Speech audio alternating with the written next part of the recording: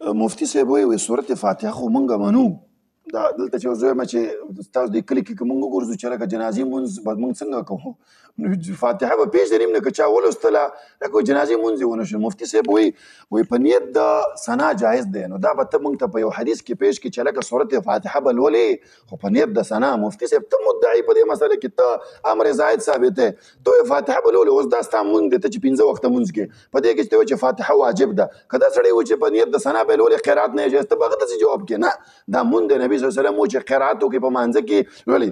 مفتي صاحب حواله پیش کړي بحر الرائق دی او منیه ده او هدایت د مفتي صاحب مونږ تاسو ته لیکلي چې قال الله وقال الرسول. ما اوسه پورې د ملګري ټول ګواه دي نه کوم مرفوع حدیث پیش کړی په خپله جنازه باندې د تکبیر نه شروع مثال دا نیت نه په ثنا باندې کوم دلیل پیش کړی. ما چې کومې مسلې بیان کړي هغه باره کې بس ځان یې داسې چپ نیولی مفتي صاحب لکه ته وایې چې کرنټ نیولی نه داسې به نه مفتي صاحب صفا خبرې به کې چې په مسجد کې جنازه ولې نه منئ. دا خو حدیث کې دی امام محمد لیکلی چې لا یجوز مسجد کې جنازه چې دا جایز نه ده موطا کې لیکلی دي. همدا چې په بوټانو کې ولې اسلام مولانا لیکي چې لکه نه کېږي جنازه نه کېږي درته وایم هغه وایي نه کېږي مفتي صاحب وایي چې نه کېږي. بل زنانه د سړي ولې فرق تاسو قایل ناستئ دا مې پیش کړه 15 تکبیرو کې جواب رانغی سورت فاتحه وایي ما ته مرفوع حدیث پیش کړه. مفتي صاحب داسې مرفوع روایتونه د ام شریک الانصاري په 2 سندو مې ورته پیش کړه ابن عباس مې ورته پیش کړه په مختلفو سندونو سره دغه مې ورته پیش کړه د سید لا صلاه لمن لم يقرأ بفاتحه الكتاب دا مې ورته پیش کړه. مفتي صاحب تاسو زما مطالبه ده بار درنه مطالبه کوو چې خپل منځ ستاسو زموږ دا دعوه ده چې قرآن و حدیث کې دې کتابو کې به دې کې خو ډېرې خبرې لیکلي دي لکه اوس تا ماته بارائق او فلانې پیش کړه په دې کتابو کې لیکلي دي. اوس مثال چې یو کس امام مولانا صاحب درالمختار کې هغه دپاره 6 شرط لیکلي یو شرط پکې دا دی چې دغه زوجه به یې ښایسته نو اوس مولانا صاحب دا په موږ باندې ماته زوجه به یې ګوري چې لکه چا زوجه ښایسته نه دا شی موږ نشو منلی. مفتي صاحب یا به لیکلي چې انداوې مخصوصه به یې غټي آداب سره وایم دا خبرې که نه چې اوس دا خبرې خو د منلو وړ نه داسې خبرې موږ نشو منلی. زموږ دپاره چې دلیل دی ستا لپاره هم دی چې ځکه تاسو ټولو خلکو ته وایي چې دا خلک قرآن نه مني سنت نه مني اجماع نه مني قیاس نه مني.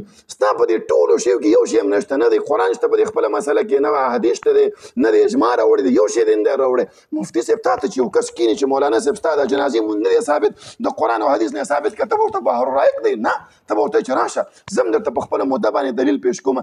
دا خو تاسو زموږ د خبرې تایید کوو چې موږ همدا خبره خلکو ته کوو چې مسلک د حنفیت چې دا په ضعیفو یا په موضوعي روایتونو باندې ولاړ ده ډېره غټه مسله جنازه چې فرض کفایه په بعضو خلکو کوم اصطلاح چې ورته څوک استعمالوي فلانی د فرض دغه شی چې دی په یو مسلمان په بل باندې حق دی زه په بل باندې ودرېږم او په 40 سکنډو کې زه جنازه ختمه کړم ځکه چې سنت موافق عملونه پکې ونه شي. نو ولې مفتي صاحب تاسو د جنازې سنت موافق نه کوئ ما ته په دلیل پیش کوئ. مفتي صاحب تاسو نه اوسه پورې تقریبا دا 2 غنټې زموږ پورې کېږي یو دلیل یو ګوره زما د خبرو به مرد کې صرف دا نه چې ته به خپله ثابتې ځکه ما چې کومه جنازه ثابته کړې هغه تاسو نه کوئ هغه چې تاسو نه کوئ معنا ده چې تاسو ته خلاف سنت ښکارېږي هغه ته جواب نه دی کړی اوسه پورې تقریبا 10 مسلې ما ذکر کړي دي. او بل لا ستاسو د خپله جنازه بله مسله مانه چې لکه د غایبانه جنازه دا هم جایز ده. نبي صلی الله علیه وسلم تاسو غایبانه جنازه ستاسو کتابو لیکلي چې لکه غایبانه جنازه دا هم نه کېږي.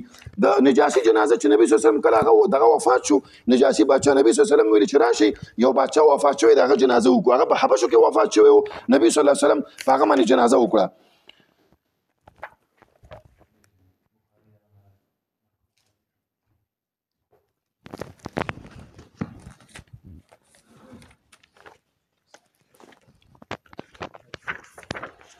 کله چې نجاشي باچا وفات شو نبي صلی الله علیه وسلم ویلي چې راشي جنازه کوو. نجاشي باچا په حبشو کې و هلته تاسو کې دې ځای کې چا غایبانه جنازه وکړه ډېر په بدو سترګو ورته ګوري. سعید فرمایي وایي چې کله نجاشي باچا پیدا شو نبي صلی الله علیه وسلم آواز وکړو راشه وایي جنازه پکې راغی او جنازه یې وکړله. بخاري کې غالبا د خو حواله ما لیکلی دغه د خوشته دا روایت تاسو ته انشاءالله معلوم دی مشکاتو دې کې مشته. نو نبي صلی الله علیه وسلم غایبانه جنازه کړې دا تاسو بله مسله دا تاسو نه منئ. تقریبا 11 مسلې زما شولې چې هغه تاسو په جنازو کې نشته چې هغه کې جهر د جنازې دی 15 تکبیر دی بوټانو سره جنازه کولې مسجد کې جنازه کولې سورت فاتحه لوستل بل ستاسو د جنازې چې تکبیر دغه پکې لولې نیت نویت ونودي لله تعالی دا نشته دی. ثنا لولې ثنا بار کې موږ ته مفتي صاحب دلیل پیش کې دا د دلایل انبار دی. مفتي صاحب زه تاسو ته هغه نصیحتا او د ورورولۍ په ماحول کې یو دعوت در کوم چې دغه موږ چې کومه دلیل پیش کړو په دې باندې سوچ او فکر وکړئ. مفتي صاحب خپله جنازه باندې ته ناست یې بحر الرائق پیش کې نه هغه دلیل نه دی.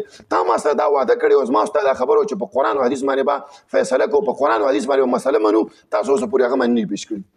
ورکړي.